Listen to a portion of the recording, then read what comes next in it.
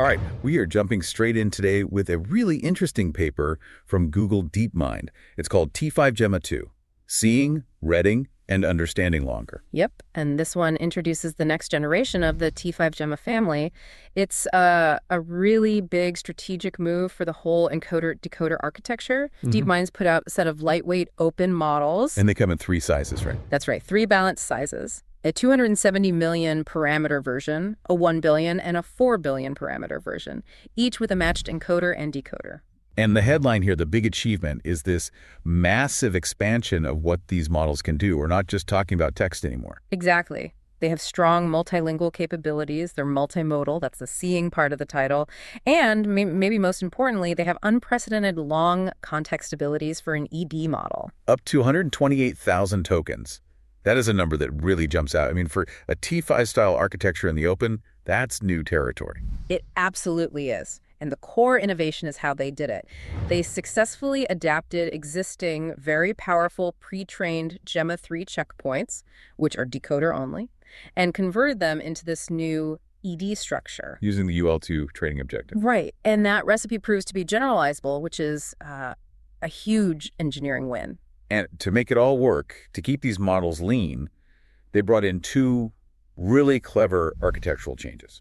First up is tied word embeddings. Yeah, this one's great. They share all word embeddings across the encoder and the decoder. And that one change dropped the parameter count by 10.5%. With almost no loss in quality. It just shows how much redundancy was baked into the old way of doing things. And the second innovation was merged attention. This unifies the decoder's self-attention and cross-attention into one module, saves another 6.5% of the total parameters. So the end result is that these T5Gemma 2 models are not just competitive. They actually show improved post-training performance compared to the Gemma 3 models they started from. And that, right there, is the mission statement of this paper. It's a powerful demonstration of the unique strengths of the encoder-decoder structure, especially for these complex, multimodal, and long context tasks. Okay, let's unpack that a bit, because for years it feels like the whole LLM world has been, laser focused on decoder-only models. Think GPT, Llama, all the big names. That's true. So why is DeepMind now pushing so hard to bring back the encoder-decoder architecture? Why now? It's a really calculated return. You're right, decoder-only models are fantastic for generation, but the ED architecture has really competitive scaling properties and, I'd argue, a more flexible structure. How so? Well, it's about the separation of concerns. You have a dedicated encoder that's just focused on understanding the input, and then a dedicated decoder for generating the output. That separation gives you an inherent advantage when the input gets really complex. Whether that complexity is just sheer length or mixing in other things like images? Exactly, and that's the gap T5Gemma 2 is built to fill. If you look back, most of the modern ED models, like T5, they were basically blind, text only, and they were pretty limited in context. A few thousand tokens was about it. That was always the Achilles heel, wasn't it? It was. So T5Gemma 2 extends that adaptation recipe beyond just text into multimodal and long context, and it does that by standing on the shoulders of the very powerful Gemma 3 model. It feels like a major validation then, that the ED architecture is a serious path forward, especially when you need to really deeply understand your input before you start generating. And they make a pretty big claim in the paper. They do. That T5Gemma 2 is the first capable long context encoder-decoder LLM in the open community that can handle that massive 128K token limit. And that 128K number is the one that you should really remember. Yeah. Because getting that to work inside an ED model, it changes things. It's just that by decoupling input processing from output generation, you can gain an efficiency that decoder-only models might struggle with at those extreme lengths. So how did they actually do it? Going from a pure decoder-only model like Gemma 3 to this dual-structure ED model, I mean, it sounds like you'd have to retrain everything from scratch. You'd think so, but no. That's the elegance of the adaptation recipe. It's a very efficient shortcut. They initialize the T5Gemma 2 parameters directly from the corresponding Gemma 3 checkpoint. So it gets a running start. It already has all that base knowledge. Precisely. And then they adapt those parameters with more pre-training. And this adaptation used the UL2 objective. What is it about UL2 that makes it the right tool for this job? UL2 is perfect for this because it promotes really robust generalization. It trains the model on a whole mix of tasks. Some are non-autoregressive, like denoising spans of text, and some are autoregressive, like next token prediction. That versatility must be key when you're trying to shift a model into a whole new architecture. It is, and they did this at a massive scale. We're talking about training on approximately 2 trillion tokens. 2 trillion, wow. And the data mix was pretty diverse, right? To hit those multi-capability goals. Oh, absolutely. It was a mix of multilingual web docs, code, math, and of course images for the multimodality. But here's a really interesting detail for the long context part. Okay. Even though the final model handles 128K tokens, during this pre-training phase, the sequence length was limited to just 16K. Wait, hold on. They only trained on 16K. Did they use knowledge distillation or some other trick to bridge that gap? It's a great question, and they tested exactly that. They ran ablation studies, and they found that UL2 by itself, or UL2 with distillation, consistently beat the alternatives. But interestingly, they ended up sticking with just UL2. Why? Because adding distillation created a data loading overhead that just wasn't worth the small benefit. So the simpler approach actually won out, which, speaks volumes about how robust the UL2 objective is on its own. Okay, so let's get to the seeing part. The multimodality. How does an image actually get into this ED architecture? The mechanism is pretty elegant. It reuses an existing very powerful vision encoder, a 400 parameter SigLIP model, and this vision encoder is kept frozen. So as parameters don't change during training, that saves a lot of compute. A ton. So it takes an input image, transforms it into 256 embedding tokens, and those just get fed into the T5Gemma 2 encoder like they were text tokens. And I guess the big difference is how the encoder sees those tokens compared to a decoder-only model. Exactly. This is where the ED structure really shines. All the encoder tokens, the text and the 256 vision tokens, they have full mutual bidirectional visibility to each other. So it's not a one-way street. Not at all. The encoder's whole job is to build this really rich, comprehensive understanding of the entire input before the decoder even thinks about generating an output. That dedicated, non-autoregressive processing is a huge advantage for mixing modalities. Okay, last piece of the recipe, the long context. If they only trained on 16K sequences, how did they stretch it all the way out to 128K without the model just falling apart? So they used positional interpolation methods, which are pretty standard, but they added a specific twist to their rotary positional encoding, their ROPE. What was the twist? They used 2 different ROPE base frequencies, a base of 10,000 for the local attention layers and a base of 1 million for the global attention layers. So it's almost like a hierarchical attention system built right into the positional encodings. That's a perfect way to describe it. Think of it like giving the model 2 different rulers. The 10K base helps it measure relationships in short, local windows, for grammar and immediate context. But the 1 million base gives it a much broader, coarser scale to track dependencies across that enormous 128K context. Now let's get into the engineering side, because this is where it gets really interesting. They didn't just adapt a model, they made it leaner. Let's start with those tied word embeddings. Right. So this is a classic efficiency trick, but it's applied really well here. A standard ED model has separate embedding tables for the encoder input, the decoder input, and the decoder output.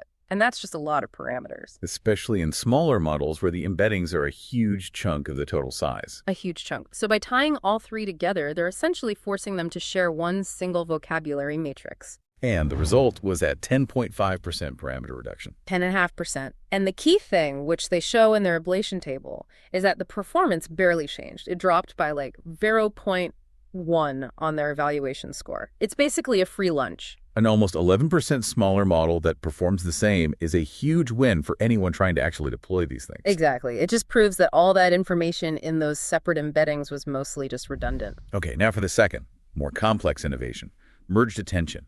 This sounds like they're fundamentally redesigning a part of the decoder. They are. In a normal ED decoder, you have 2 steps. First, self-attention, where the decoder looks at what it has already generated. Then cross-attention, where it looks back at the encoder's output. And the idea here is that both of those tasks are basically trying to do the same thing, gather relevant information. That's the core insight. So the merged attention module takes the encoder's output, let's call it H, and the decoder's input, X.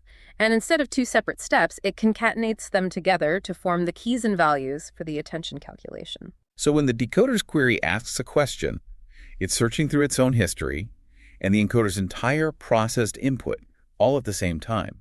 In a single pass. It performs both self-attention and cross-attention simultaneously in one module. And that simplifies the architecture, which must have made the whole adaptation from Gemma 3 a lot smoother. Precisely. It narrows that architectural gap. And the efficiency gain was another 6.5% of the total parameters for only a tiny drop in quality, a trade-off they were clearly happy to make. It's also worth pointing out an idea they rejected. They tried applying cross-attention only to the global layers. Yes, and that was a really important experiment. It was an attempt to save even more compute, but it just didn't work. The quality dropped substantially. Which confirms that having that detailed layer-by-layer connection between the decoder and encoder is non-negotiable for performance. It's essential. You can't just take a shortcut there. So let's pivot to the results, because that's what really matters.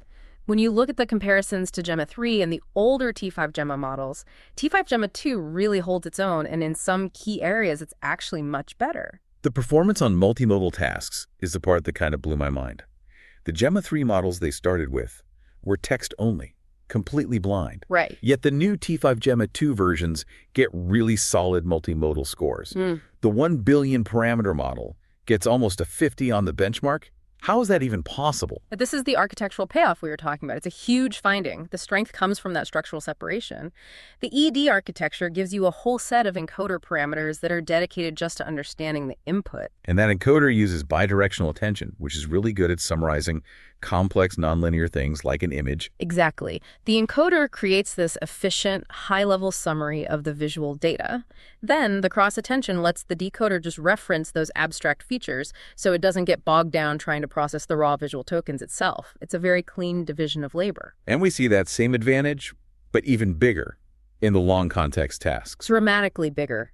Even though they only pre-trained on 16K sequences, the T5Gemma 2 models are consistently better at long context tasks than the Gemma 3 models they were built from. The numbers really tell the story there. They do.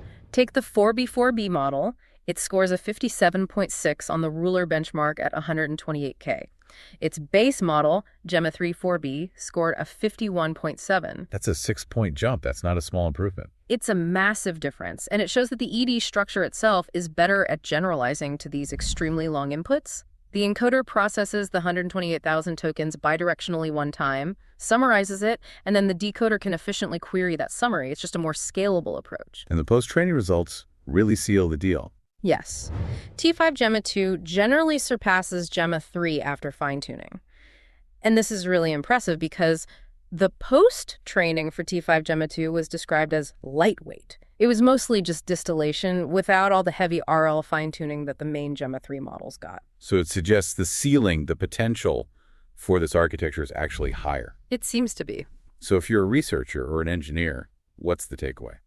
It seems to be that the encoder-decoder architecture is back, and it's proven it can generalize across modalities and context lengths better than we might have thought, all while being more parameter efficient. That's a great summary. T5Gemma 2 validates this whole adaptation recipe. It shows amazing results on multimodal and long context tasks, and it proves the value of those efficiency hacks like tied embeddings and merged attention.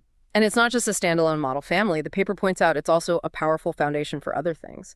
They mention embedding Gemma uses these checkpoints to get state-of-the-art results in text retrieval, which immediately makes T5Gemma 2 relevant for anyone building complex search or information retrieval systems.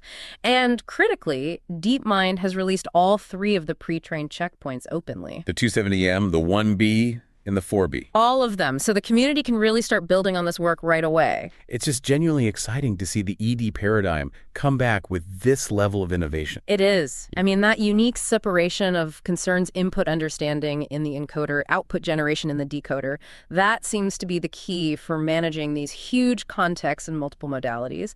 And it leaves a really interesting question for all of you out there working on this stuff. What's that? How can we leverage the structural advantage even more? Specifically that cross-attention mechanism, which is so good at retrieving information from the input representation.